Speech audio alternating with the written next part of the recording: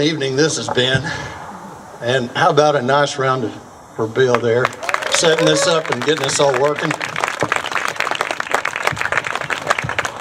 Mary Margaret mentioned this to me on the phone one day, and I said, this is the greatest thing I've ever heard of right here, and I'd be very happy to come out. And I didn't know all the acclaimed folks who would be on the stage before me, so you guys have seen some high quality entertainment, and it's okay if you want to go on and leave now, that's fine, but I will share with you this one tale.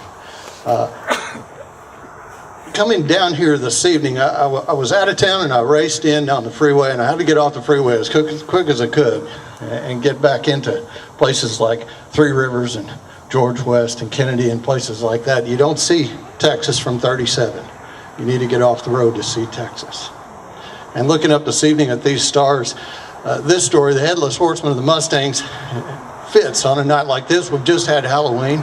And if you can picture yourself back in about, 1850, and you're out on the range just minding your own business, and suddenly, out of the blue, would pop up in front of you the largest black Mustang you'd ever seen. And on his back was a headless rider. He had a serape, he had a buckskin coat, he had his leggings on, and the flesh was turned out, as the vaqueros did, and tied around this flat saddle horn. Tied inside a big Mexican sombrero was a head.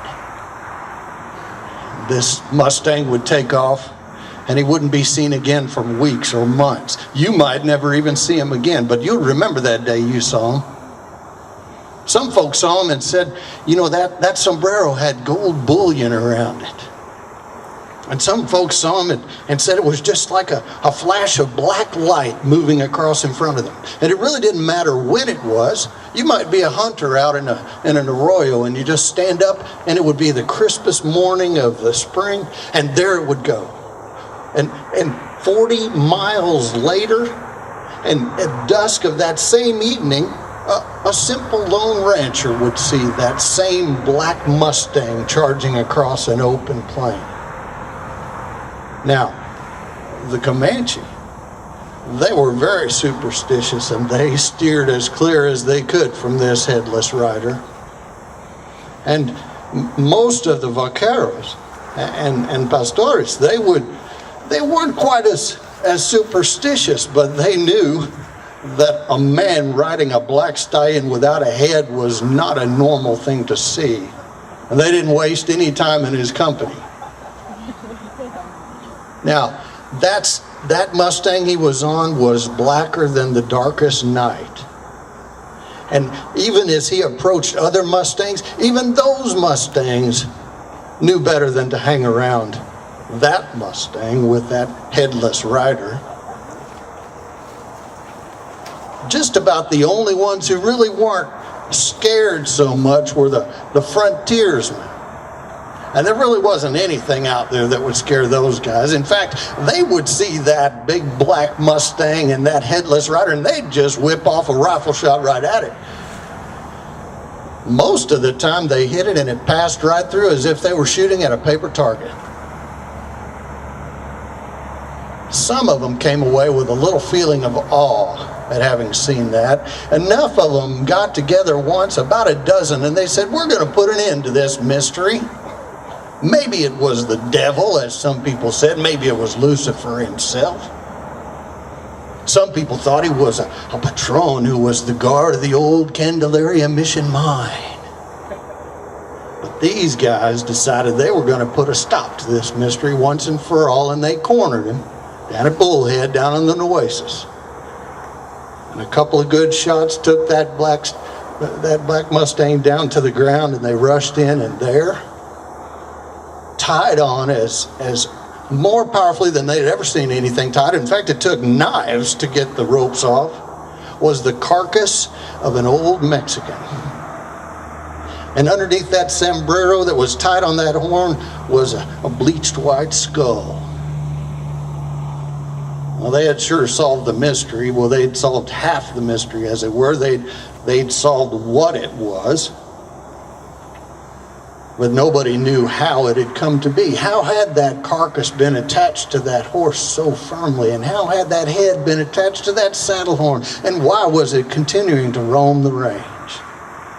Now, in order to solve that part of the mystery, we have to step back in time from 1850 till about, early December of 1835.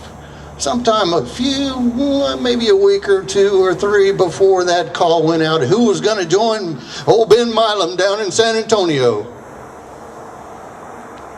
And as the Texans were preparing to make their siege on San Antonio, a young lieutenant had come out from the Mexican side. He had deserted and come across to the Texan side, and his name was Vidal. And he brought with him all sorts of good information about how the Texans might make their siege a little easier.